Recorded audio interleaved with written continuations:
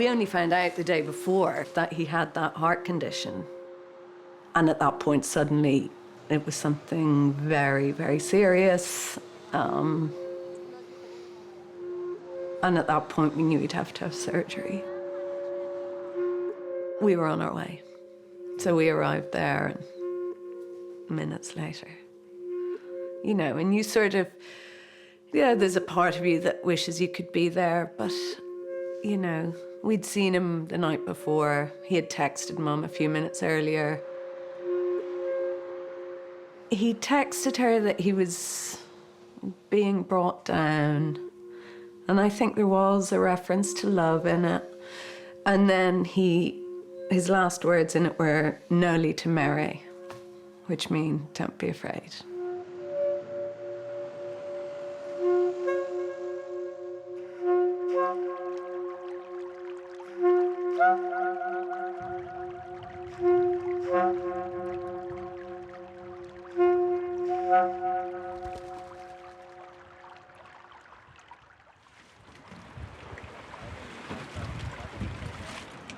Finn McCool was once asked what was the best music in the world, you see.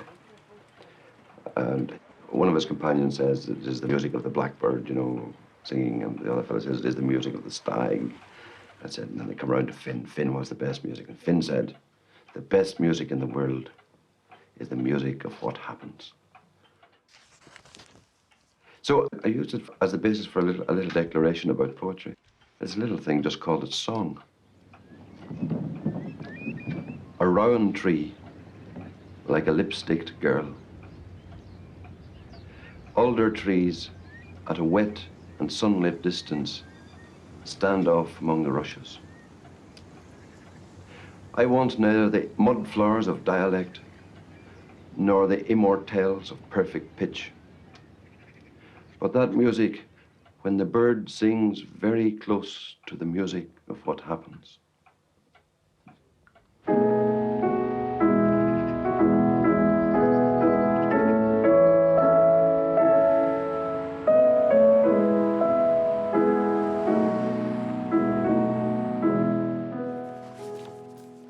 It's called Tate's Avenue.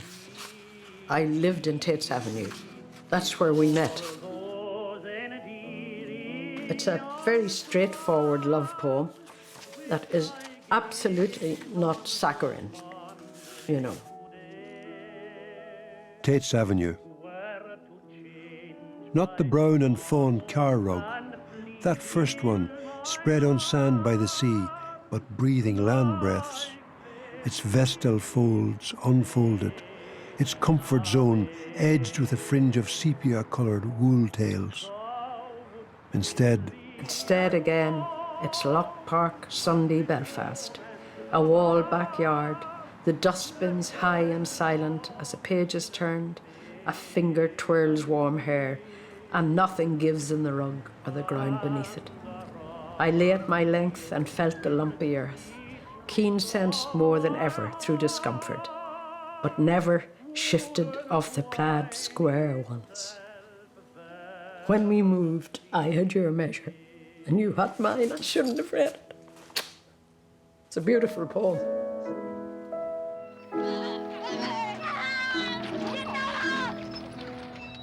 It's Belfast just before the Troubles really started. Loch Park, Sunday Belfast, I don't know if you know, Belfast sent their park attendants up at midnight on Saturday to chain the swings to their stands so that the godless people wouldn't allow their children to go on the swings, and they locked the parks. I mean, that was what we were living with in Belfast, don't forget.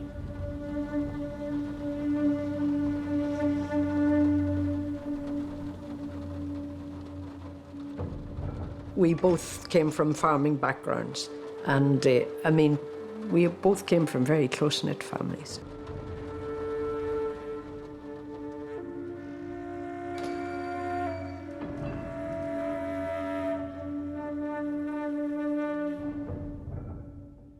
Out of the bag. All of us came in Dr. Kerlin's bag. He'd arrive with it, disappear to the room, and by the time he'd reappear to wash those nosy, rosy, big, soft hands of his in the scullery basin, it's lined insides. It's lined insides, the colour of a spaniel's inside lug. We're empty for all to see.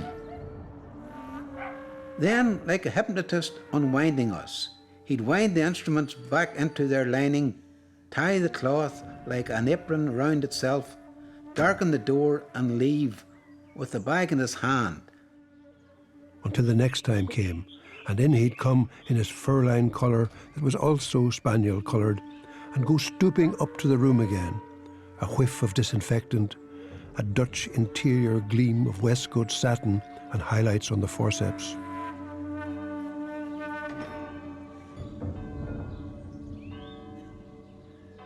We were, I suppose, so a very close family, yeah. Well, Seamus was the oldest in the house. He was born in 39, I was born in 50, so there's 11 years between us. I was the 9th out of the 9. He was the oldest.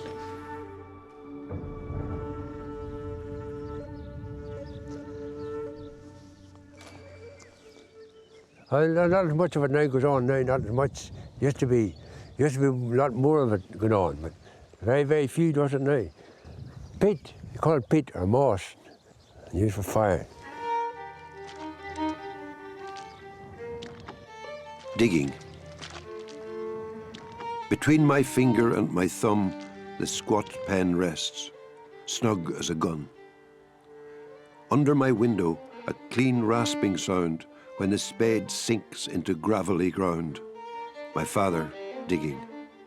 I look down till his straining rump among the flower beds bends low, comes up 20 years away, stooping in rhythm through potato drills where he was digging. By God, the old man could handle a spade.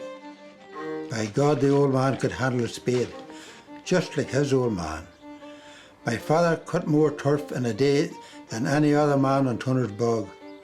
Once I carried him milk in a bottle, corked sloppily with pepper. He straightened up to drink it, then fell to right away, nicking and slicing neatly, heaving sods over his shoulder, down and down for the good turf, digging. But I've no spade to follow men like them.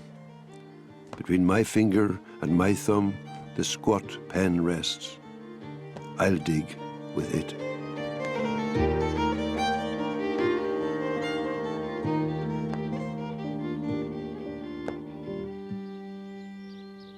He goes under his spade, see, he's knocked them out there. See, he's knocked out. Then he goes under his spade and lifts them off and tracks them onto his back. I have no spade here to do it with, but that's the way off the bank, you know. There's good turf there, isn't it? Then sometimes they put them up in footings, like that's here. Stand them up like that. That's how he'd dry them. The turf would have been dried and then burned, stacked, taken home to burn for the winter, you know. Seamus is the eldest. Sheena, Anne, Hugh, Pat and I come next. And then there's Colm and Christopher and Dan.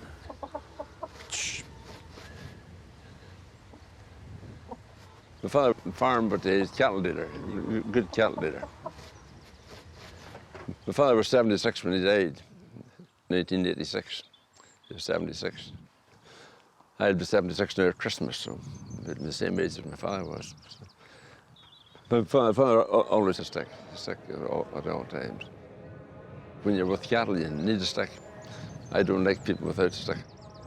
Not to beat them or anything, just to make yourself sit wider.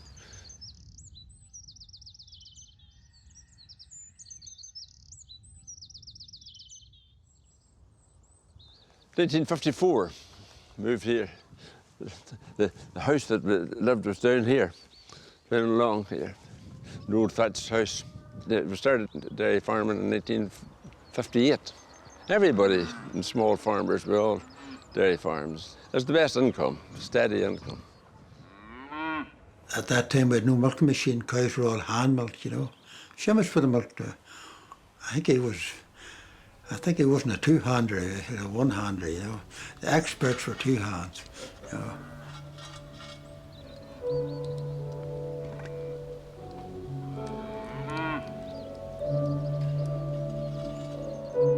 Aunt Mary, she was related to my cow. Seamus and her were very close too. Seamus, that lovely poem, my favourite poem is Moss Bawn, Sunlight. Moss Bawn, 2 poems in dedication for Mary Heaney. There was a sunlit absence. The helmeted pump in the yard heated its iron, water honeyed in the slung bucket, and the sun stood like a griddle cooling against the wall of each long afternoon. So her hand scuffled over the bakeboard. The reddening stove sent its plaque of heat against her, where she stood in a flowery apron by the window. Now she dusts the board with a goose's wing, now sits, broad-lapped, with whitened nails and measling shins. Here is a space again, the scone rising to the tick of 2 clocks. And here is love, like a tinsmith's scoop, sunk past its gleam in the meal bin.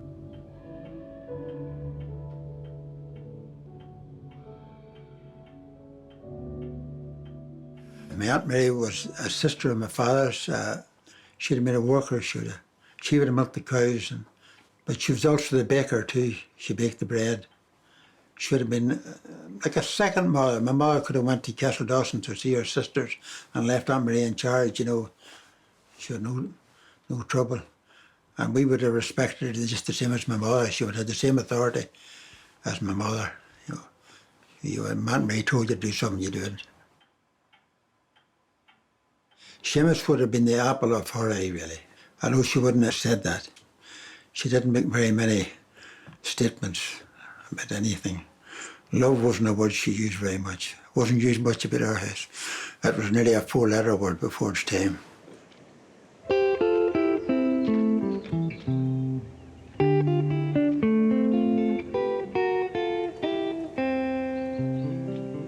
This young man got up on stage with his sideburns and began to read. And he was reading from North, and I thought, what in the name of God is this? The house would stink long after churning day, acrid as a sulfur mine. The empty crocks were ranged along the wall again. The butter, in soft printed slabs, was piled on pantry shelves. And in the house we moved with gravid ease, the plash and gurgle of the sour-breathed milk, the pat and slap of small spades on wet lumps. Seamus gave me this wonderful gift of a butter print mold from Moss Bawn, from the first farm. He was being brought up as a farmer, which is really one of the great benefits of his life. And what he saw was the exquisiteness, of course, of the printed butter slabs on the shelves. Nobody else would think of that as something to celebrate aesthetically, but because there it was, right in his life, and he would help making the butter and help printing it. It's not as though they are abstract poems, and that brings them to a universal audience, I think.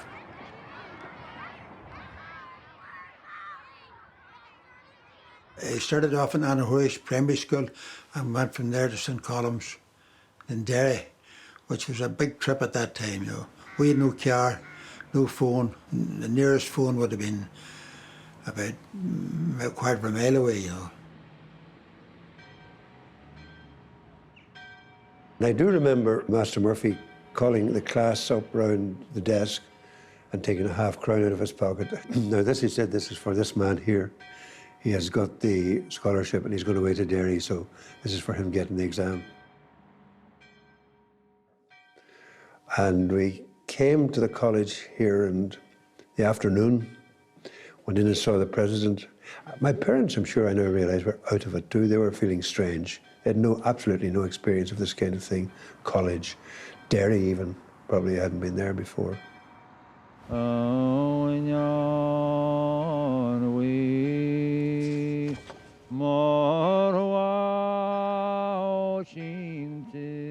Midterm break. I sat all morning in the college sick bay, counting bells, nailing classes to a close. At 2 o'clock, our neighbours drove me home. In the porch I met my father crying. He had always taken funerals in his stride, and Big Jim Evans saying it was a hard blow. The baby cooed and laughed and rocked the pram when I came in. And I was embarrassed by old men standing up to shake my hand and tell me they were sorry for my trouble.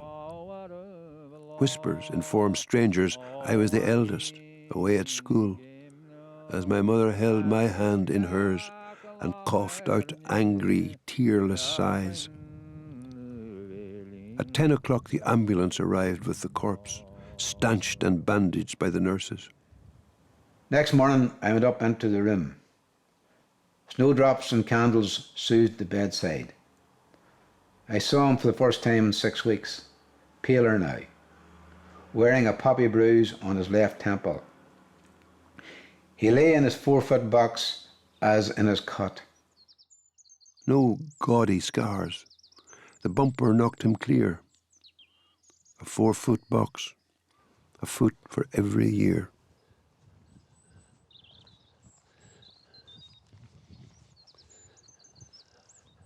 Christopher was killed in 53. The 25th of February 1953, quarter to 6 in the evening. I was with him, so I was there. He just ran across the road behind the bus. Just ran out.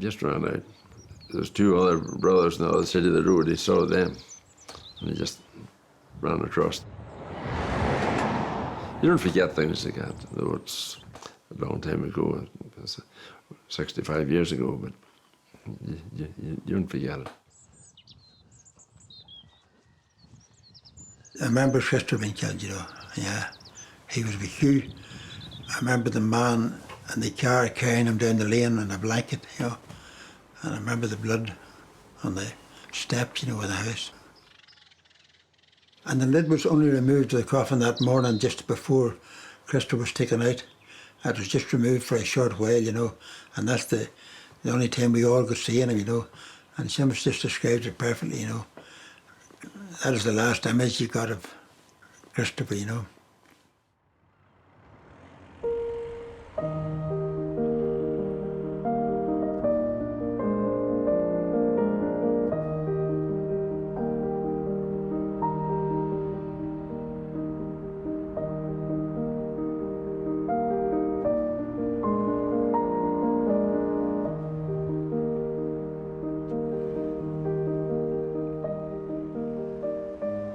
There was a dinner in Queen's, and I met Seamus at the dinner. I went to a teacher training college, and I was doing a 4th year, and Seamus was doing a postgraduate degree. So we kept hearing about each other, and because we came from the same area roughly, and we sat quite close to each other at the table, got on very well, because apart from anything else, we had the district in common. And he lent me a book. And this was a Tuesday night, and I said, when will I have it back? He said, Thursday. So I was going to have to read fast. And we met on Thursday, and though we're both fairly cautious people, I think we both knew then that we would end up together, and we did for over 50 years. He was very handsome, unusual looking, and he was a very charming man. So it wasn't hard to fall for him.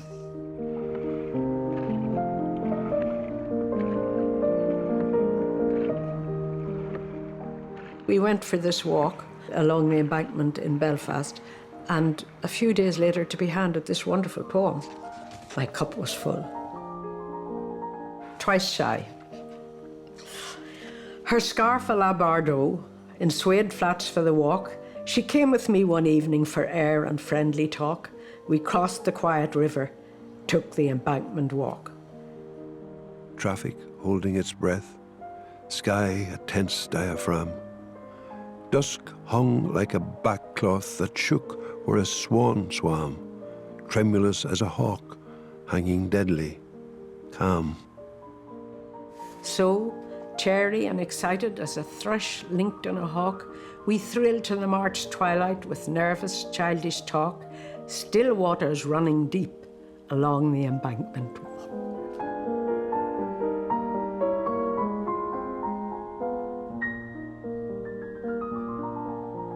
I would have known a bad poem if I'd got it, and I'm glad I wasn't getting a bad poem. I was getting a wonderful poem. I was his first reader. He would show me a poem, and he knew me so well that if I wasn't sure about it, and of course it was the best thing he'd ever written in his own head, he had just finished it, and the conversation would go, I would read it, and what do you not like about it? I didn't say, what do you not like about it? And I hadn't said anything.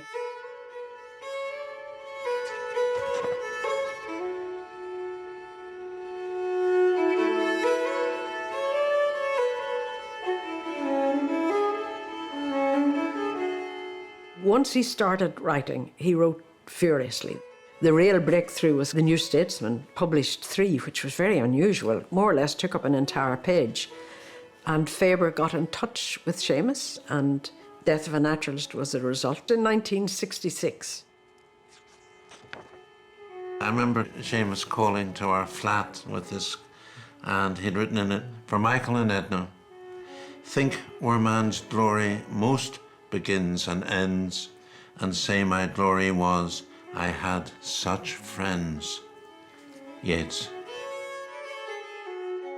Seamus became a star with the first book. It was extraordinary, really.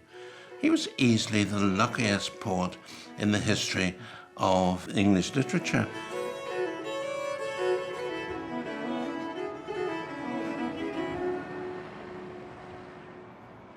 Seamus always had that gift of, when he was reading his poetry, to appeal, so widely to an audience. And he had, I think, great gifts of empathy, which are in his poems.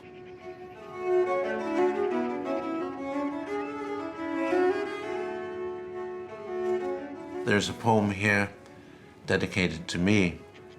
I love this poem. As a child, they could not keep me from wells and old pumps with buckets and windlasses. I loved the dark drop, the trapped sky, the smells of waterweed, fungus, and dank moss.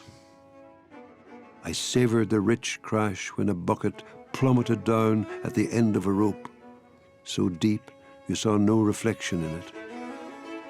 A shallow one under a dry stone ditch, fructified like any aquarium. When you dragged out long roots from the soft mulch, a white face hovered over the bottom. Now, to pry into roots, to finger slime, to stare big-eyed narcissus into some spring is beneath all adult dignity. I rhyme to see myself, to set the darkness echoing.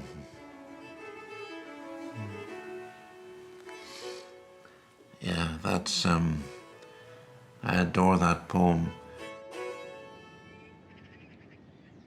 It's so full of richly original sounds and, for instance, fructified like any aquarium. And no one had written like that until this moment, you know. Sometimes the idea that poetry based in the countryside or in some kind of rural setting is simpler than some other unspecified kind of poetry, that's quite erroneous. I think Seamus does extraordinarily sophisticated things with apparently simple materials.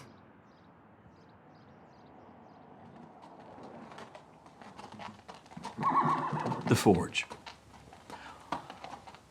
All I know is a door into the dark. Outside, old axles and iron hoops rusting. Inside, the hammered anvil's short-pitched ring, the unpredictable fantail of sparks, or hiss when a new shoe toughens in water. The anvil must be somewhere in the centre, horned as a unicorn, at one end square. Set there, immovable. An altar where he expends himself in shape and music.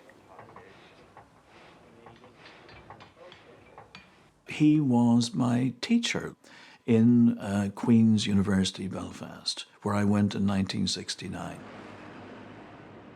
Seamus, though he was able to deliver the unaffected, he did it with great technical skill. This poem is a sonnet. The key always is, as they say in Latin, which of course Seamus spoke, ars celit artem, art conceals the art. So the trick for him is to make it look as if nothing went into it.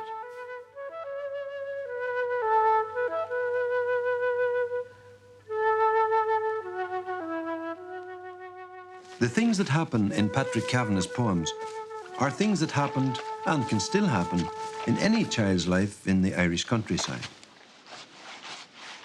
He was never in any doubt about the validity of the parish as his artistic material. The grounds of his youth and the grounds of his art were the same. It is by attention to the very earth itself.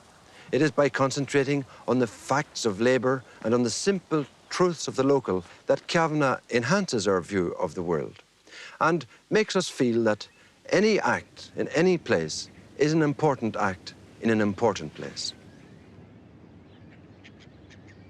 Seamus became very well known very quickly, and he was good at presenting programmes. So both UTV, Ulster Television, and the BBC used him. The BBC did the school's broadcast. But he was also quite natural, I think, in front of the camera. He was a natural communicator and broadcaster, so I think it was quite a good fit as well.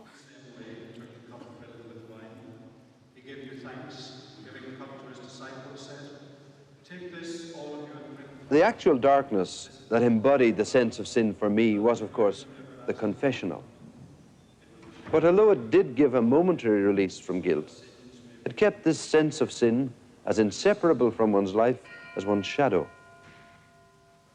Somehow the dark presides in the Irish Christian consciousness, not as a primeval womb which we shall re-enter, but something more negative.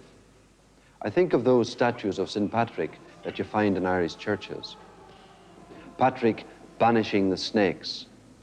The snakes are the emblems of evil, perhaps, the satanic worms who poisoned Eden, and Patrick is a hero ridding the country. But in another way, the snakes are frigid at the foot of his crozier. Certain life forces have been paralyzed. Indeed, I know some people in the country who won't eat eels ever because of the profound implications of this statue, I'm sure.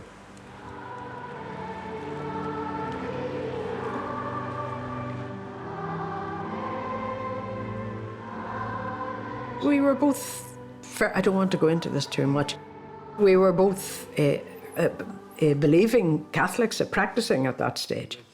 But I don't want to start. Lamb of God.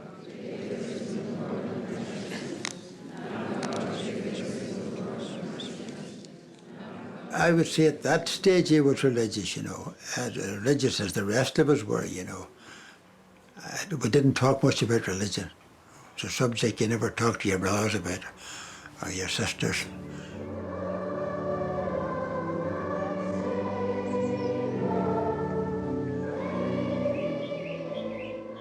Whatever you say nothing. Religion's never mentioned here, of course. You know them by their eyes.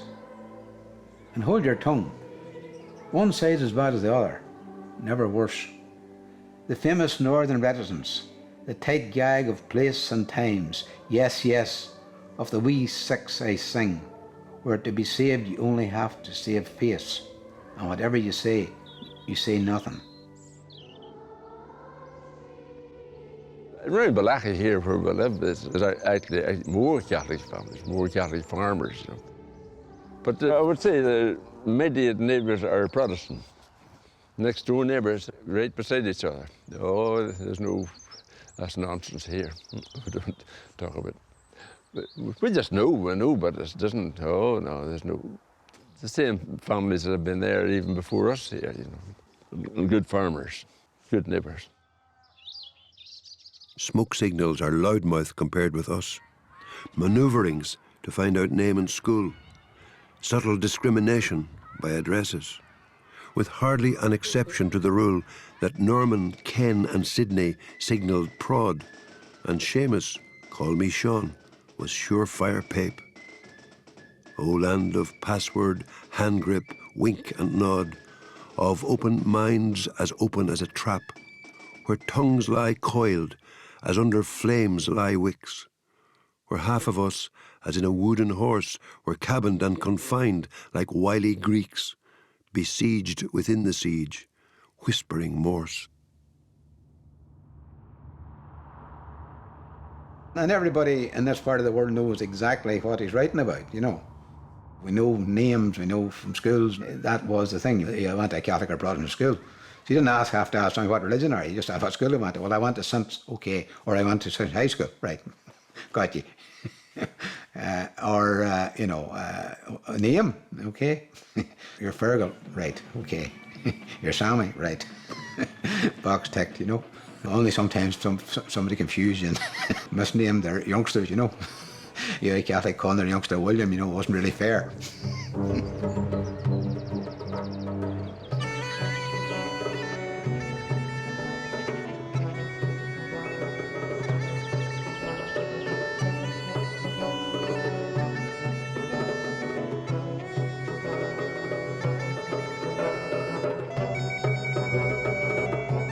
We got married in Arbo, which is a small parish that I lived in on the shores of Lough Neagh. My name was Devlin. The area I was born in was called Munter Evelyn, which it means in Irish the Devlin terrain, you know, the Devlin people, literally. And so it was a very close-knit society. And I was married in the church there. Wedding day. I am afraid. Sound has stopped in the day, and the images reel over and over. Why all those tears? The wild grief on his face outside the taxi. The sap of mourning rises in our waving guests. You sing behind the tall cake like a deserted bride who persists, demented, and goes through the ritual. When I went to the gents, there was a skewered heart and a legend of love. Let me sleep on your breast to the airport. It's not the happiest wedding poem I've ever read in my life. The grief was my father's, who was a family man, and I was the first to go.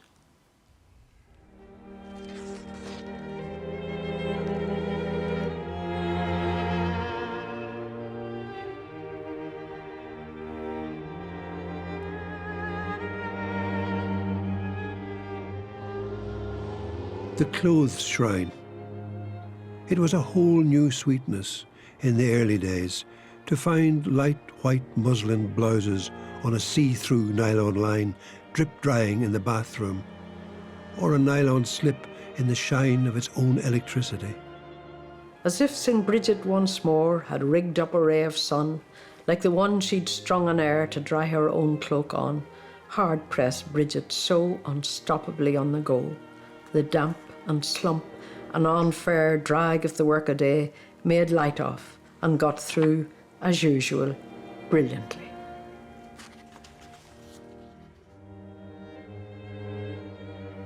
I certainly see it as a love poem. I mean, to be, you know, with other men in a flat and then suddenly to see intimate garments in the bathroom. Yeah, a lot of the poems are subliminally erotic, I think. Yeah, it's fine. Michael was born in July 66. We were living in Belfast.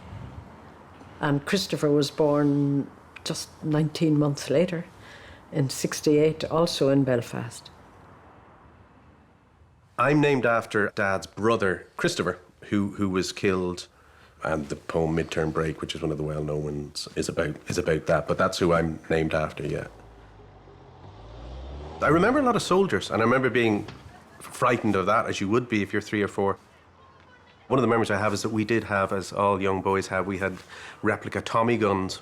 But being told there was a force field, don't bring it out onto the street. Don't bring your replica gun. And we knew that, but it was like, you can't go outside with your gun, stay inside.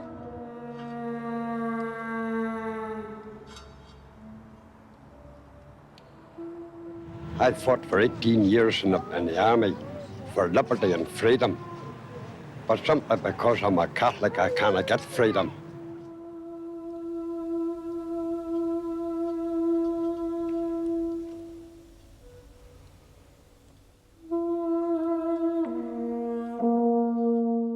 They were the first Catholics that were close friends of ours. Isn't that amazing?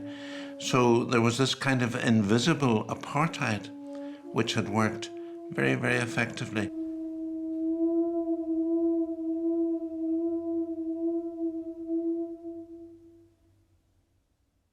I think 68 was that march in Derry where they were battened and started the whole thing off. I was certainly flabbergasted by the ferocity of it all. The first 4 or 5 years of the Troubles were really almost unendurable to remember. By 69, Belfast really was in flames.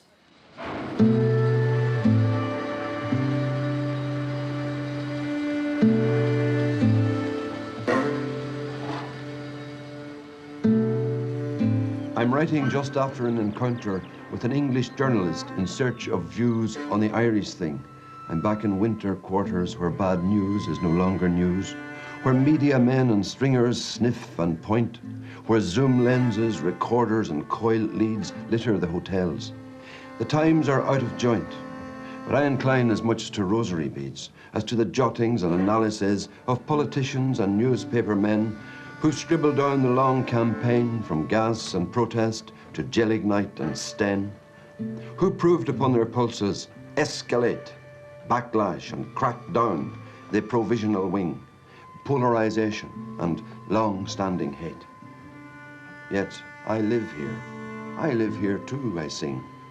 Expertly civil-tongued with civil neighbours on the high wires of first wireless reports, sucking the fake taste, the stony flavours of those sanctioned, old, elaborate retorts. Oh, it's disgraceful, surely, I agree.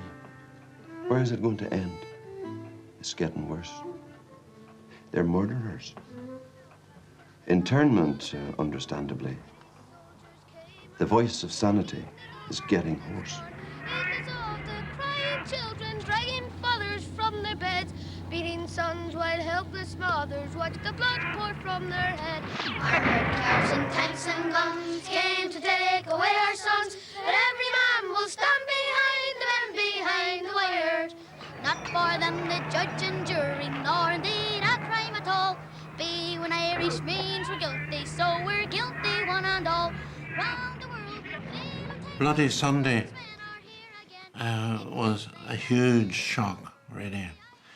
And I remember Seamus and Marion Edna and I talking about the band march in Newry in protest against Bloody Sunday.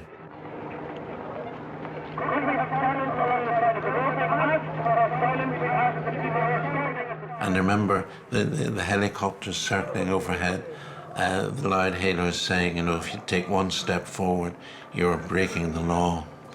And we all stepped one forward, and it was exhilarating. And I remember whispering to Seamus, do you think I'm the only prod here? And he says, I don't know, probably, yeah.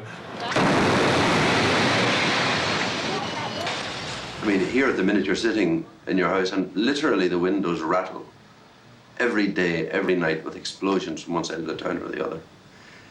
You're living where men are killed blandly by the army, brutally by bombs. You're living where people within 300 or 400 yards of you are confined in internment camps. And what do? You're sitting, putting marks on paper, same as you were doing before this started. The Tolland man. Someday I will go to Aarhus to see his peat-brown head, the mild pods of his eyelids, his pointed skin cap. In the flat country nearby where they dug him out, his last gruel of winter seeds caked in his stomach, naked except for the cap, noose and girdle, I will stand a long time. Out there, in Jutland, in the old man-killing parishes, I will feel lost, unhappy, and at home.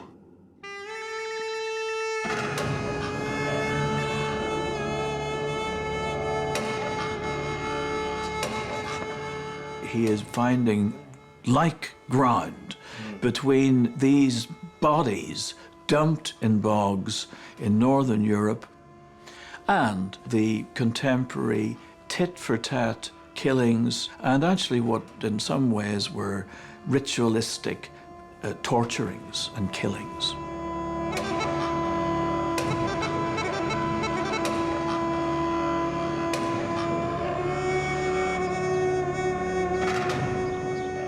It was very hard to write about the North and not be a propagandist or not to fail to speak for the people you knew. And it caused him a great deal of anxiety, and he found a metaphor in the bog bodies. I think they're 1,000 years old.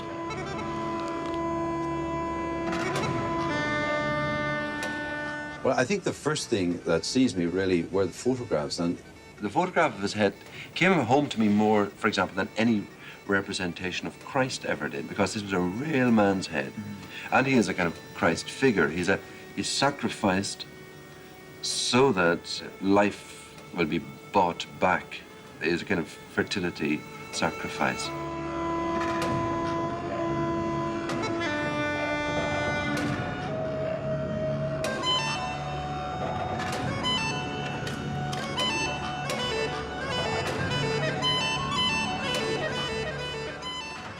So this is punishment from North. In his description of the punished girl, he's referring to a young woman who's been tarred and feathered, who's been punished for being seen with British troops. That was a common form of punishment in Belfast and beyond in the late 60s and certainly early 70s. What would you do if you found your daughter going out with a British soldier, for example? I would hand her out to the women that took the girl last night. And have her tarred and feathered? Well, what do you feel about it? I think she deserved it. I think what they done was right. It was just as my mother says, it's too good for her. Punishment.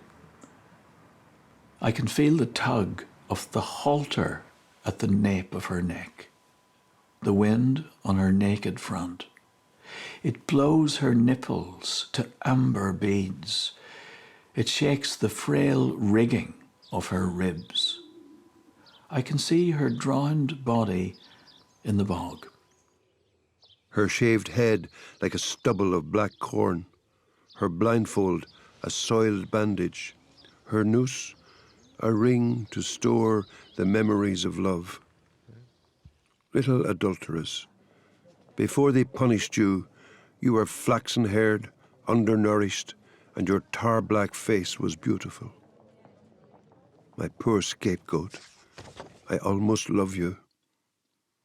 I, who have stood dumb when your betraying sisters, called in tar, wept by the railings, who would connive in civilized outrage, yet understand the exact and tribal, intimate revenge. As I walked out in the May morning right early, I met my love upon the way, and Lord, but she was early. Her boots was black and her stockings white, and her buckles shone like silver. She had a dark and rolling eye, and her earrings tipped her shoulder. And it's when will you August 72, we moved to Glanmore Cottage in Wicklow. Not because we were fleeing the north. We tried to find somewhere in the north and didn't. And then we were offered, out of the blue, this wonderful cottage in Glanmore. on the way, and Lord, but she was early. The fact that 1972 was such a bad year in the north, you know, that a 6-year-old and a 4-year-old registered that the whole place was going to hell in a handcart, it probably dovetailed with it. But I think the primary reason was it was really so Dad could write. And then I came along, and I don't think that was in the script necessarily, but and my mother suddenly becoming the main breadwinner, she went off to teach in the local primary school, and Dad was working away, but writing and doing freelance jobs and broadcasting. Gale 9 later. Rain, then wintry showers, moderate or poor becoming good. Cromarty 4th, Tyne Dogger. Southwesterly, veering westerly, 5 to 7, occasionally gale 8.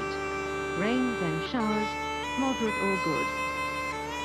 Fisher, southwesterly, veering westerly, 6 to gale 8. So this is Glanmore Sonnet number 7. Rain, then wintry showers, moderate or poor. Dogger, Rockall, Malin, Irish Sea.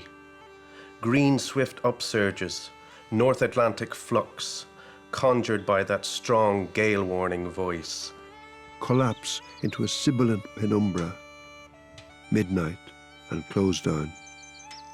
Sirens of the tundra, of Eel Road, Seal Road, Keel Road, Whale Road, raise their wind-compounded keen behind the bays and drive the trawlers to the lee of Wicklow. L'Étoile, the Guillemot, La Belle Hélène nursed their bright names this morning in the bay that toiled like mortar. It was marvellous and actual. I said out loud, a haven. The word deepening, clearing, like the sky elsewhere on Minch's, Cromarty, the Faroes.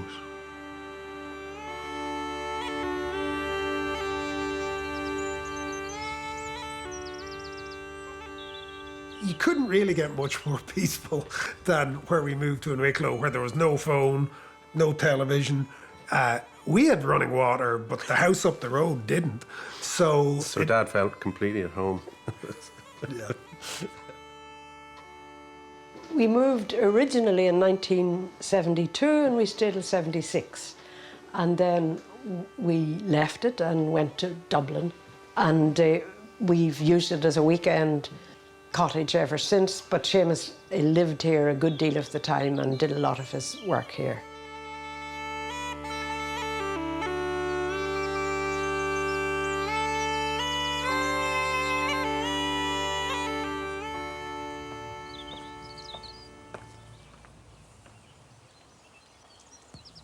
Dove Cottage.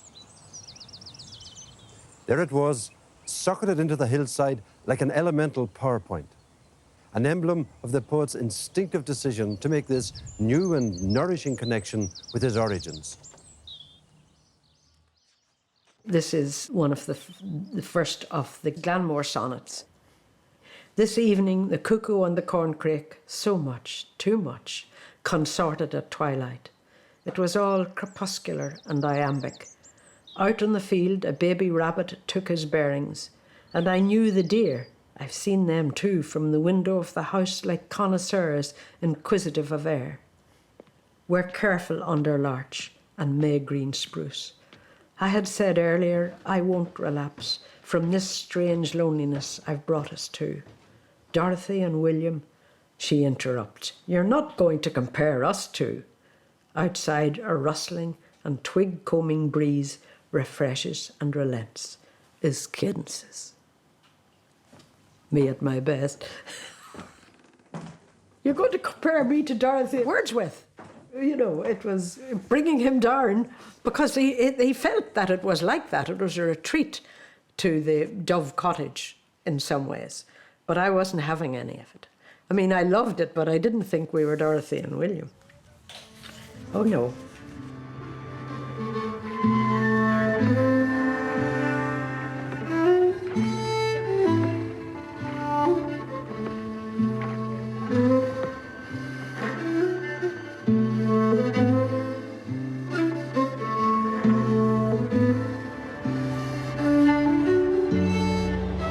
Obviously, it was awful when Seamus and Mary went. I didn't want them to go and greatly miss them. But I also think that Seamus remained absolutely in touch with the North and with his actual and poetic roots here.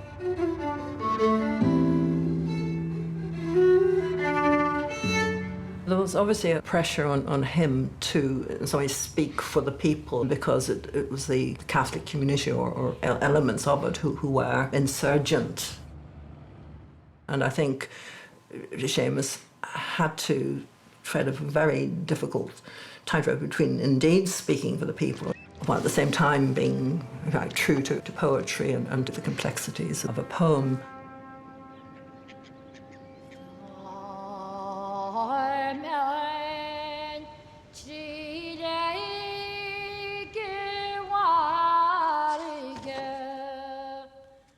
Exposure. It's one of his most important poems because it tells you exactly what he was facing. It is December in Wicklow. Alders dripping, birches inheriting the last light, the ash tree cold to look at. A comet that was lost should be visible at sunset. How did I end up like this? I often think of my friends' beautiful prismatic counselling and the anvil brains of some who hate me as I sit weighing and weighing my responsible tristia. For what? For the ear? For the people? For what is said behind backs? I am neither internee nor informer, an inner émigré, grown long-haired and thoughtful. A wood cairn escaped from the massacre, taking protective colouring from bole and bark, feeling every wind that blows. Who, blowing up these sparks for their meagre heat, have missed the once-in-a-lifetime portent. The comet's pulsing rose.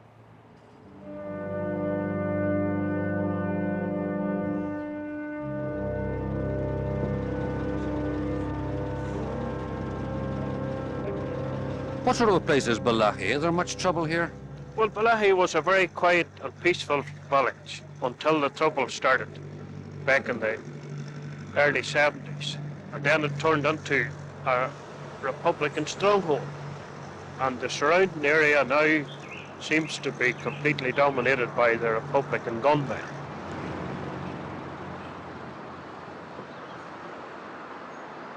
Throughout my childhood, we'd go up to Balahi and to Arboe, where Mum's from, pretty much every weekend. And we'd have these long car drives up, you know, the 5 of us in the Volkswagen Beetle.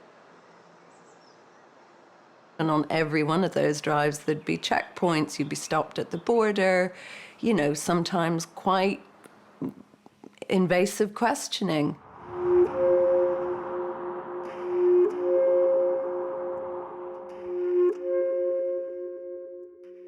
The Tuam Road, it was the main road in those days between, if you were going from Derry to Belfast, you went through Tuam. There's a bridge there at Tuam, which was kind of basically, you were stopping the bridge nearly every time you went over it, you know. The Tuam Road. One morning early I met armoured cars in convoy, warbling along on powerful tyres, all camouflaged with broken alder branches and headphone soldiers standing up in turrets. How long were they approaching down my roads as if they owned them? The whole country was sleeping.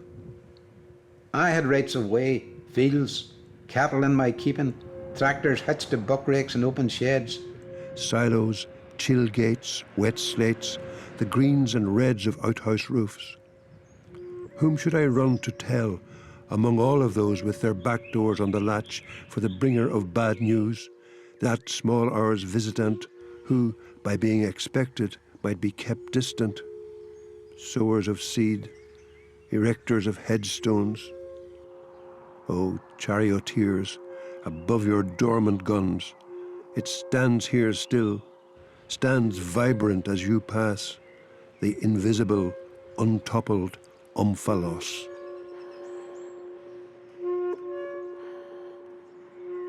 It's about what it says. It's about being stopped by the army at my own gate, you know, and being questioned who I was and what my name was. You're at home here, and there are strangers stopping you and asking your name. Supposing in the home counties there were a bunch of Irish army people at the end of somebody's avenue, and the different language, the different intonations, you know, the whole different culture of the outsider coming in, questioning you on your own ground. Yeah.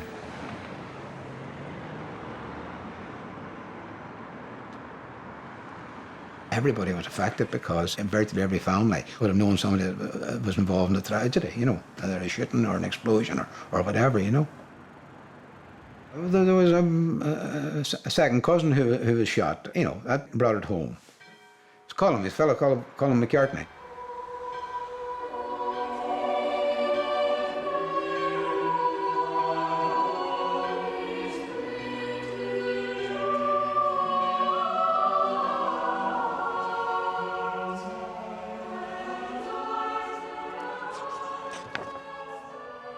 The stranded Loch Beg, in memory of Colin McCartney.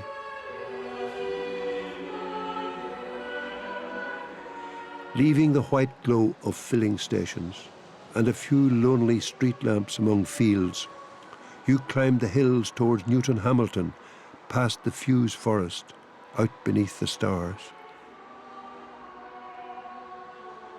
He was coming home from a football match, him and his friend were coming home from a football match, and they were stopped on the roadside by what David thought was a UDR checkpoint, I presume, and it turned out they were in the wrong place at the wrong time, and he was shot by these people that stopped him on the road, you know.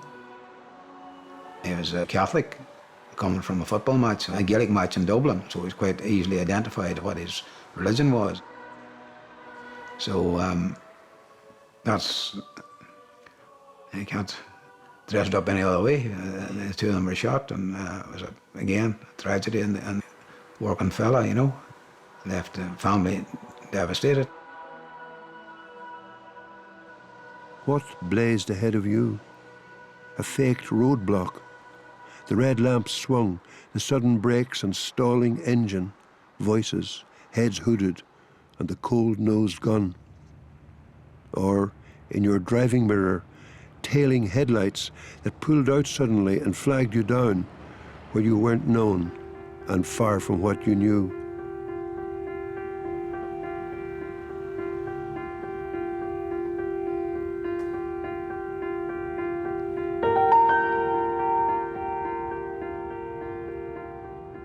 There are many poems about poetry itself in Seamus's work, but there's one little poem that has become very much a prized poem everywhere because it's short, because its subject is clear, and because it comes from Irish folklore. Song. A rowan like a lipsticked girl between the by-road and the main road. Alder trees at a wet and dripping distance stand off among the rushes. There are the mud flowers of dialect and the immortelles of perfect pitch. And that moment when the bird sings very close to the music of what happens.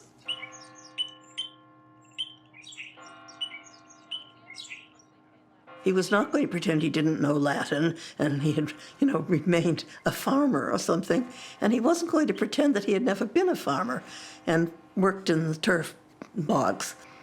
I mean, he claimed both halves very strongly. Well, Billy began to teach at Harvard.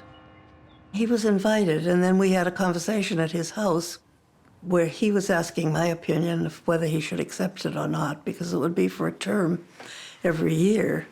And that left Mari to take care of 3 young children. So my notion was that the person it would fall hardest on was Mari. And I said, you know, I know what it's like to be a single mother, and it nearly killed me to bring up 1 child. Do you realize what it will be to be all alone with 3 children for months at a time?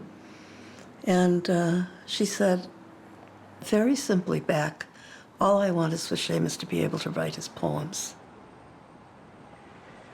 He was in Harvard for many, many years for 1 semester. The family went with him in 79. In 82, he started his visiting professorship, and he went every year from then really to 2001, 2002. I had thought he would stay someplace rather grand, but he stayed in a humble tutor's suite in one of the dormitories at Harvard, Adams House, because he didn't require anything in the way of magnificence, in the way of housing at all. He was used to sleeping on the other side of the wall from the beasts. And Harvard didn't have beasts in the next room, but they had undergraduates, which was almost as bad. It was extraordinary to have him just down the hall. He was sleeping somewhere in Adam's house, and so were you if you were sleeping, because you were just up all night usually. But he also provided a way that poetry was like that. It was just there for you, and you had to want to get it. And it wasn't just sort of to the talented person, it was to the person who was hungry.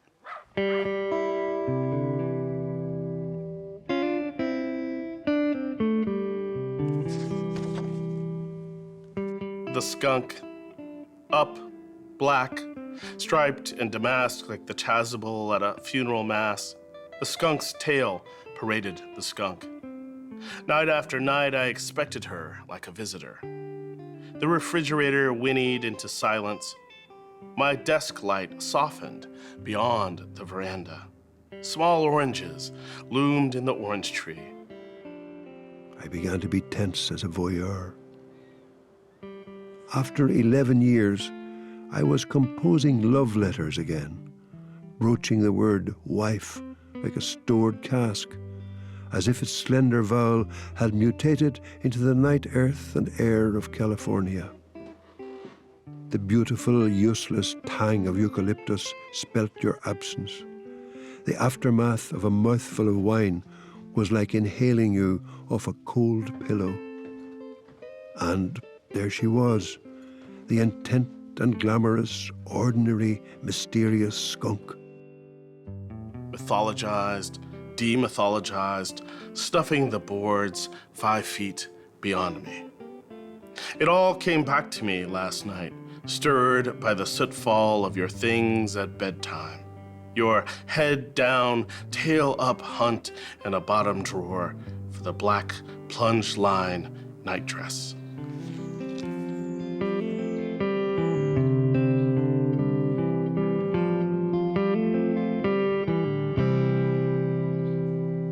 Aloneness, you know, because it's a love poem that starts with an animal being observed, and then it gets at this loneliness of being apart.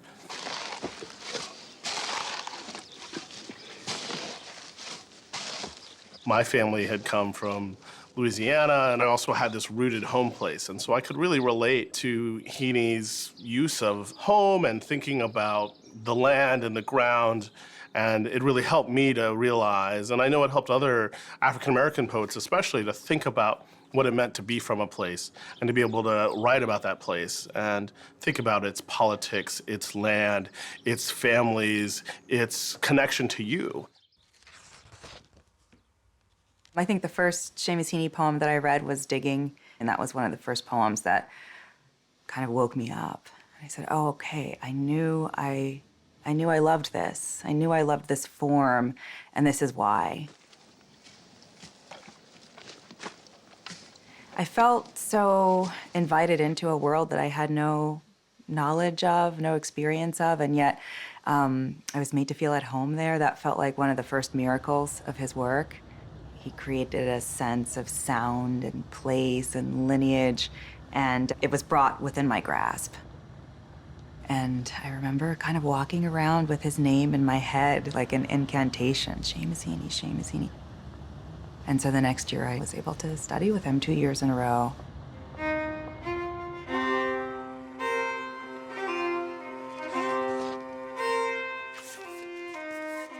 I love the wonder of language in this poem, and this was one of the poems that made me think, okay, I want to be a writer. I have to rediscover all of this anew. Alphabets. A shadow his father makes with joined hands and thumbs and fingers nibbles on the wall like a rabbit's head. He understands he will understand more when he goes to school. There he draws smoke with chalk the whole first week, then draws the forked stick that they call a Y. This is writing. A swan's neck and swan's back make the two he can see now as well as say. First it is copying out, and then English, marked correct, with a little leaning hoe. Smells of inkwells rise in the classroom hush. A globe in the window tilts like a colored O.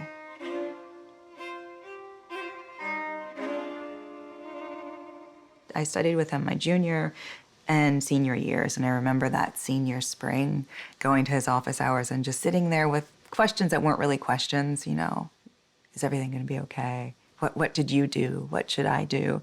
And he signed my copy of Seeing Things with a quote from Yeats. And wisdom is a butterfly and not a gloomy bird of prey, kind of like a gentle, like, buck up, it's gonna be okay.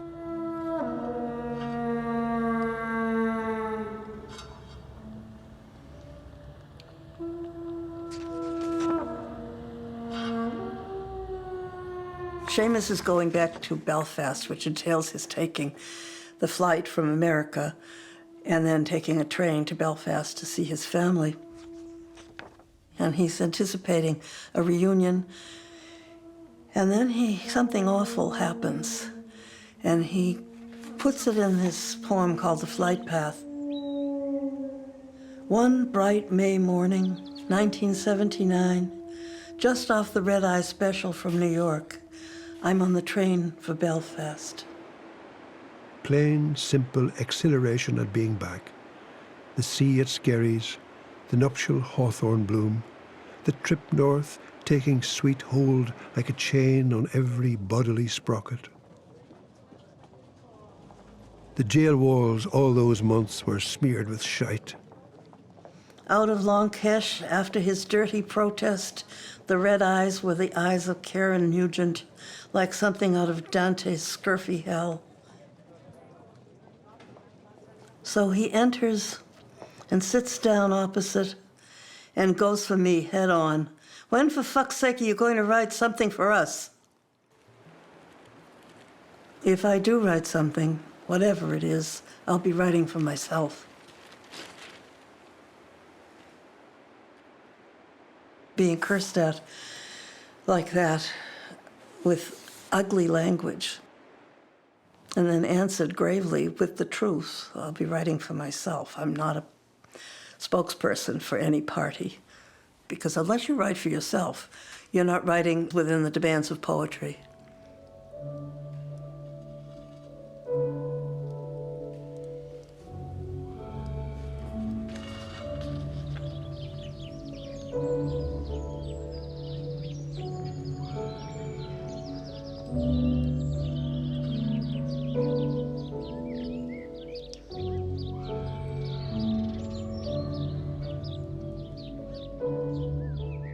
It would have been assumed that as the eldest son, he would take on the farm and follow in my grandfather's footsteps. But then when going to St. Columb's happened and suddenly university was on the horizon, that changed, and it ended up then being my Uncle Hugh who took on the farm.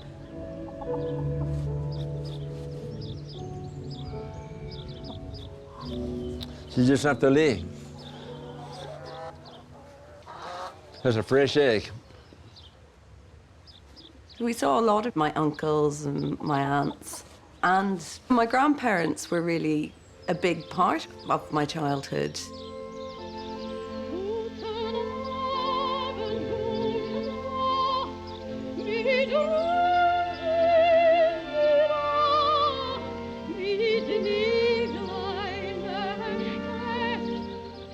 This is Clearances, which was the series of sonnets that he wrote after my grandmother died in 1984.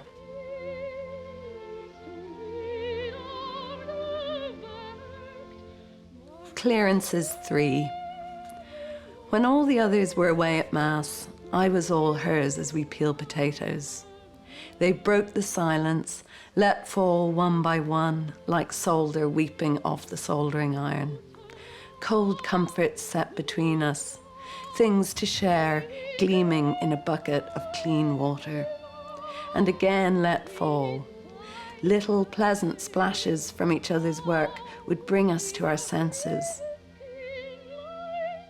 So while the parish priest at her bedside went hammering tongues at the prayers for the dying, and some were responding and some crying, I remembered her head bent towards my head, her breath in mine, our fluent dipping knives. Never closer the whole rest of our lives.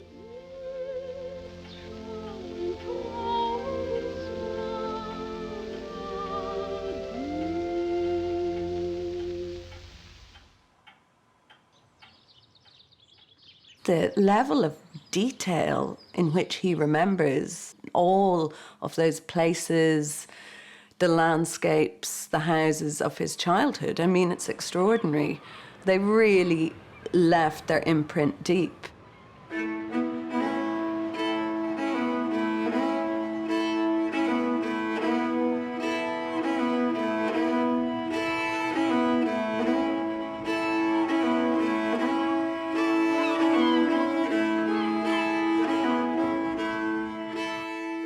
We came here in '76, and so we've been here over 40 years.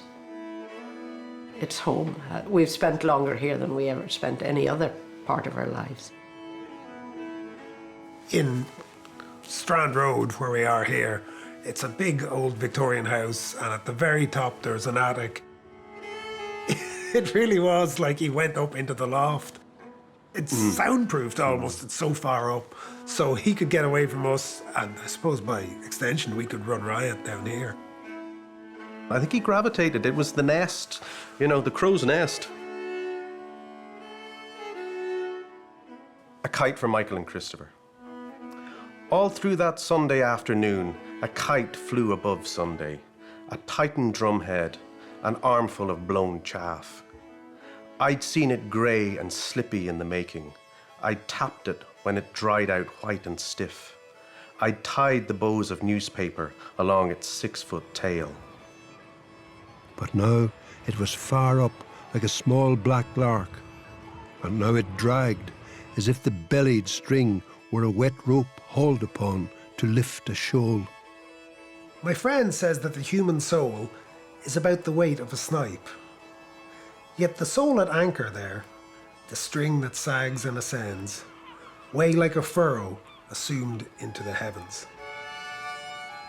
Before the kite plunges down into the wood and this line goes useless, take it in your 2 hands, boys, and feel the strumming, rooted, long-tailed pool of grief.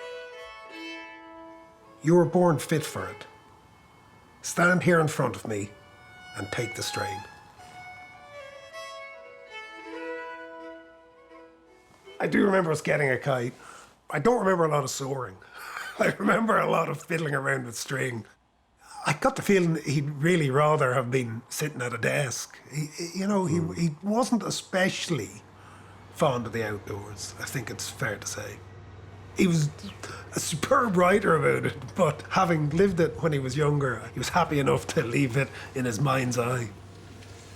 I suppose the Nobel Prize honours many gifts.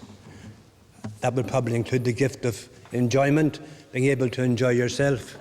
That's a gift that Seamus has in good abundance. Many an encounter would end up in a big night.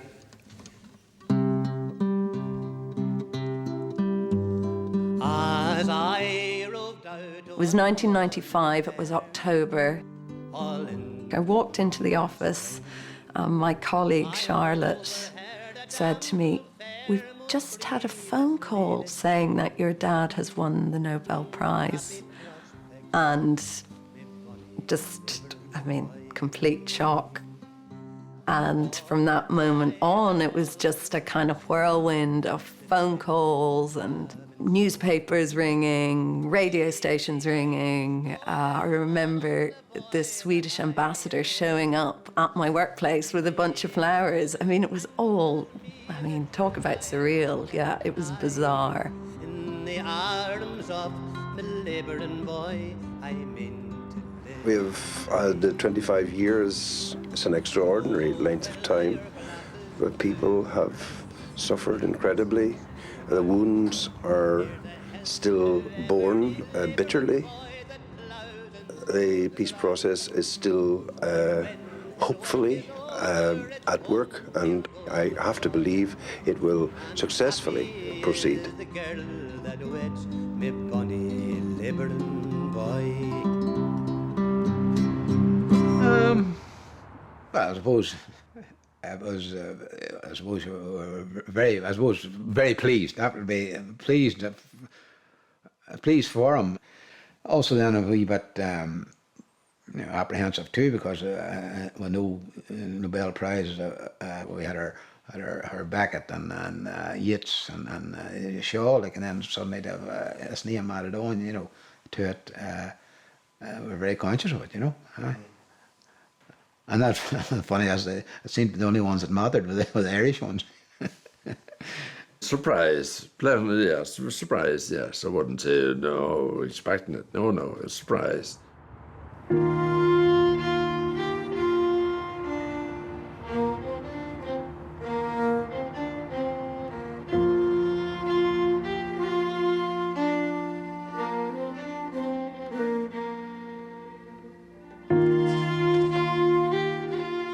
Christmas 1983, he hadn't got me a Christmas present, as he confessed later. So he sat down and wrote out all the love poems that he had written at that time to me. There are plenty more love poems, I'm glad to say, after 1983. But what a gift.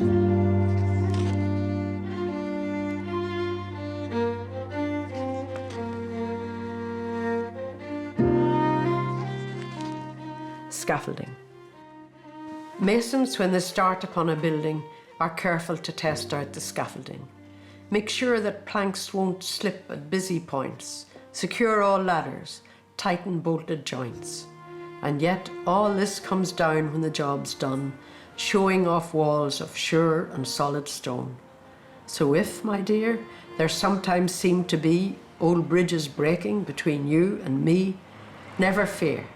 We may let the scaffolds fall, confident that we have built our wall.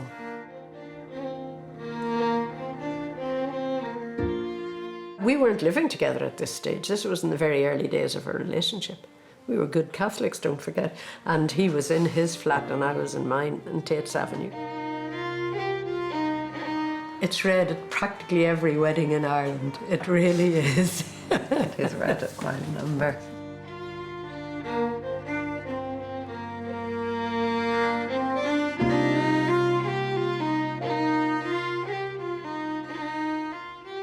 He had his stroke in August of 2006 when he would have been 67.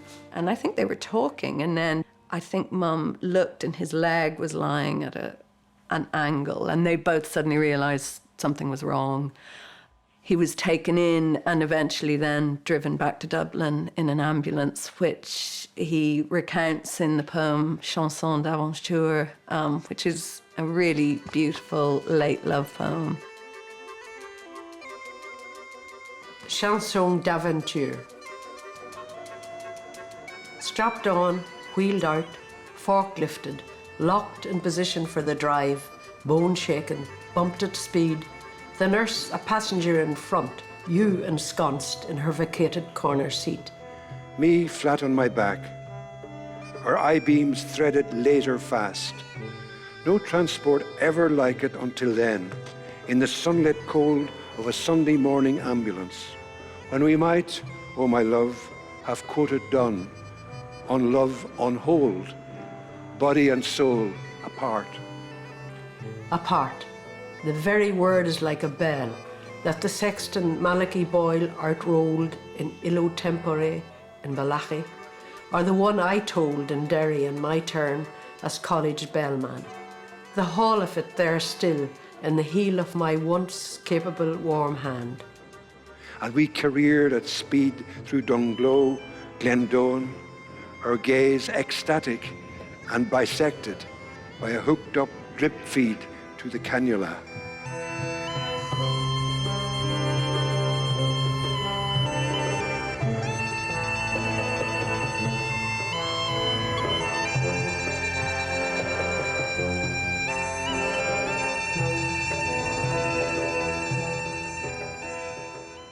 That was He 2000. was in hospital for 7 or 8 weeks, recovering. He had to learn to walk again.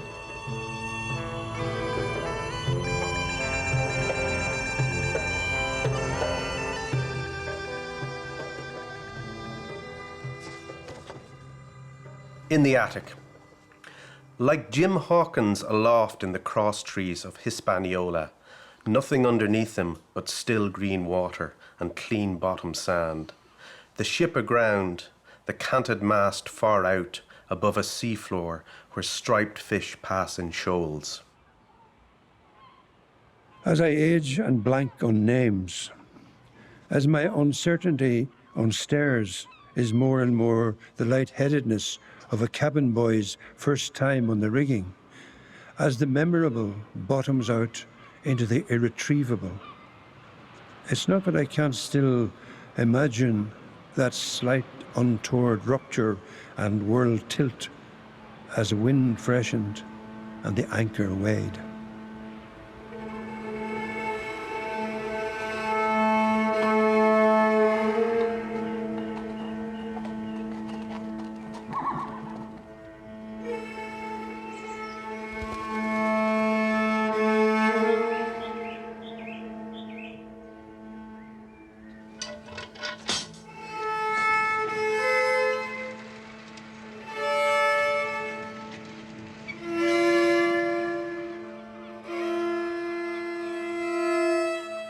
I got this phone call which woke me up, and this woman from the BBC said, "Did you hear that Seamus Heaney had died?" I went, "No."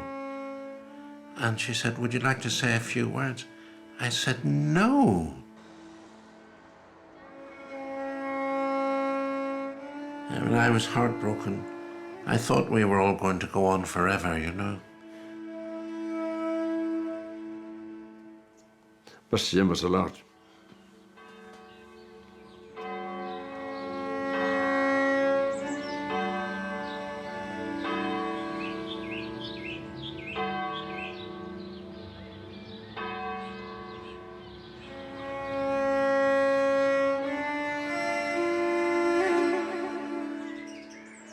Seamus was interested in the idea of being used as a medium by something beyond himself.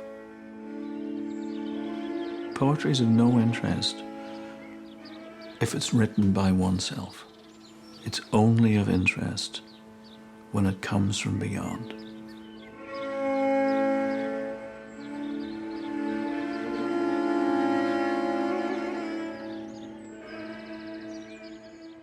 It was as though a whole way of life, a whole culture was waiting for his words. And in a way, I didn't quite realize at the time that this spectacular marriage of place and history and the words of a genius was happening.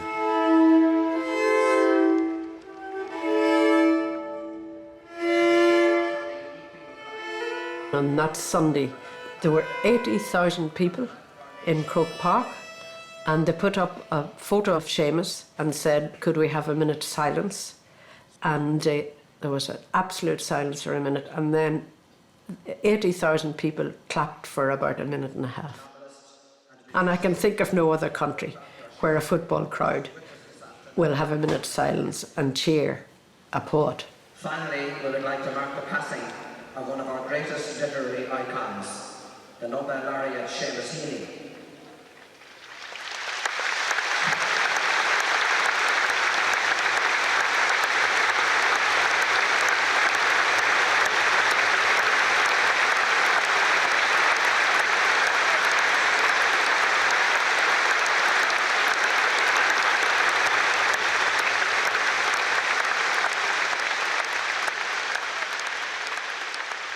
The inscription for the gravestone was chosen by Mum and Michael and Christopher and me, and we did look at other quotes that might have worked. But in the end, that message of walk on air against your better judgment, he himself had quoted it in his Nobel lecture, so we sort of felt he had singled it out at a certain point, which sort of gave us license to use it. But also, in a way, I think it sort of can stand for what poetry allows you to do at a certain level. You just have to trust and go with it and take that step.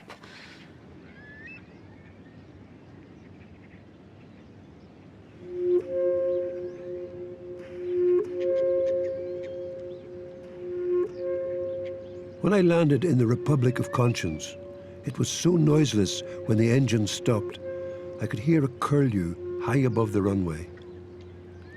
At immigration, the clerk was an old man who produced a wallet from his homespun coat and showed me a photograph of my grandfather.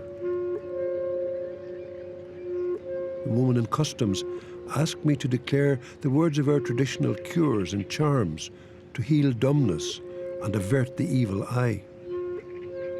No porters, no interpreter, no taxi.